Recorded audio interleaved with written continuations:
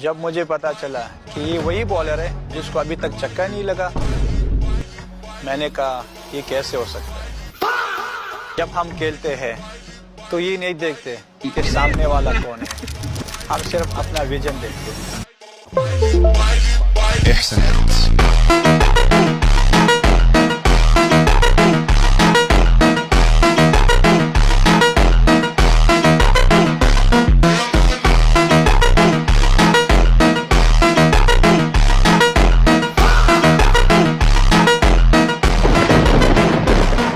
जब मुझे पता चला कि ये वही बॉलर है जिसको अभी तक छक्का नहीं लगा, मैंने कहा ये कैसे हो सकता है।